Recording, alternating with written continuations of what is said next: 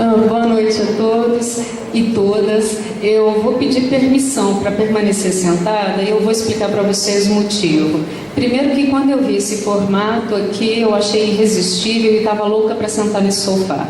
Segundo, porque eu comecei a minha jornada hoje às 7h30 da manhã em sala de aula, já participei de 2 bancas de mestrado, então agora eu vou fechar com chave de ouro, sentadinha aqui, participando dessa discussão bem confortavelmente.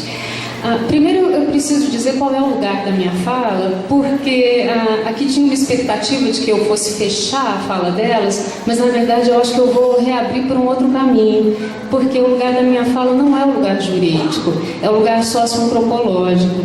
Então é preciso demarcar rapidamente o que é esse lugar socioantropológico. A antropologia é uma ciência que estuda o homem em 2 dimensões. Na dimensão da hominização, o que nos torna esse homo sapiens sapiens, habilidades cognitivas, motricidade fina, tal. E é também uma ciência que estuda a humanização. E humanização, nós antropólogos vamos muito na trilha do Freud. Nós entendemos que o que nos humaniza é a cultura. Então a cultura é um elemento fundamental para que aconteça essa humanização. Não basta que eu tenha nascido um animal dessa espécie, sapiens sapiens. Se a minha fala é nesse sentido, eu vou olhar o filme a partir dessa perspectiva. Eu vejo muita humanização no filme, vejo um processo de humanização muito intenso em todos os personagens, mas eu observo, assim como ela havia mencionado, que há uma sobrecarga nos estereótipos. É como se houvesse uma necessidade de demarcar quem é o mocinho, quem é o vilão dessa trajetória que vai ser apresentada. Aí nós temos uma menina que é encantadora, uma menina loura, de olhos azuis, todo um estereótipo da criança amável, adorável, ela é inteligente, ela não tem crises. Até no momento em que ela mente para um coleguinha dizendo que é adotada, né? Até nesse momento, ela faz isso com uma doçura imensa que a gente tem vontade de acolhê-la, de pegá-la no colo. O pai também, que é uma pessoa com deficiência intelectual, é um lorde, como ela mencionou. A gente vê que é descrito que ele tem a idade mental de uma criança de 7 anos. Nós observamos 2 momentos assim, em que ele lida com a frustração da maneira mais próxima de uma criança de 7 anos. Mas em vários outros momentos ele demonstra uma capacidade de elaboração que não me parece corresponder a de uma criança de 7 anos. Então tem todos esses elementos, né? É uma narrativa cinematográfica e a ideia é que nós nos apaixonemos mesmo por essa família e em oposição que nós percebamos que o que faz a família cumprir com as suas funções, com as suas expectativas, não é a forma como ela se organiza, é o afeto, é o amor que aparece no discurso final da personagem infantil da menina. A outra família que vai antagonizar é a família da Rita, da advogada, que antagoniza. Nós temos uma criança que não interage, uma criança que não olha nos olhos com aquela doçura toda, como a Lucy olha nos olhos e nos seduz para dentro da tela, né? Na outra família não, é uma criança que não estabelece contato visual, que nos ignora, que não nos convence. E temos também uma mãe que está à beira de um ataque de nervos. Então esse elemento do filme é um elemento que me chama muita atenção, porque há uma tentativa de convencimento de que o amor é o suficiente. Aí eu retomo aquilo que foi colocado no início dessa apresentação aqui. O amor pode ser suficiente numa sociedade que prepara as pessoas para a autossuficiência e para o empoderamento. O Sam é uma pessoa altamente empoderada. Ele é uma pessoa que passou por uma instituição onde ele foi preparado para uma inserção no mercado de trabalho. Ele foi acolhido por um empregador que o aceita com as suas características. Ele tem um grupo de amigos que juntos constituem a família daquela menina. Ele tem uma vizinha, vocês devem ter reparado, que também ela fica numa posição de outridade nessa narrativa, né? Porque há uma pessoa que tem traumas que fazem com que essa pessoa viva reclusa e tenha dificuldades para sair, para se expandir. e ele conta com o apoio dessa pessoa também. Então, nessas circunstâncias, numa sociedade como essa, ou com esse perfil cultural, é claro que é o amor, porque não tenho só o amor ali, mas eu tenho pessoas empoderadas e que amam. Aí a coisa flui, a coisa funciona muito bem. Eu não sei se esse é o modelo da sociedade norte-americana. Como a doutora estava colocando, eu não tenho contato com essa cultura, eu realmente não sei. Agora, o que eu tenho certeza, na condição de nativa dessa cultura, é que esse não é o modelo da nossa sociedade. Isso seguramente não é. Na nossa sociedade, nós temos como cultura imaterial ideal o discurso da inclusão, mas a nossa prática ainda é integrativa. Nós ainda integramos, nós na realidade não incluímos.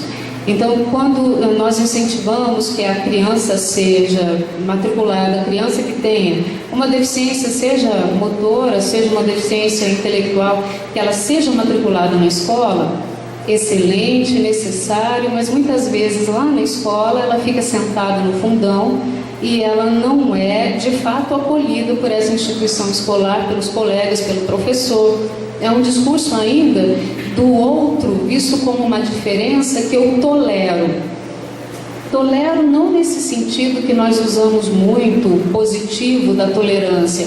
Sabe aquela tolerância como prudência ou cálculo que o Niccolo Maquiavelli descreve? Tolerância por prudência ou cálculo. Eu tolero porque é conveniente que eu tolere. É mais ou menos nesse sentido. Então, uma cultura bastante diferente da nossa. Um outro elemento do filme que me chamou muito a atenção foi a respeito dos riscos que eu vi que a Lucy correu nos primeiros momentos da sua vida em cuidados apenas com o pai, que a gente tende também a não enxergar isso, porque, como foi bem colocado aqui, o filme é uma ficção cinematográfica que romanceia, né?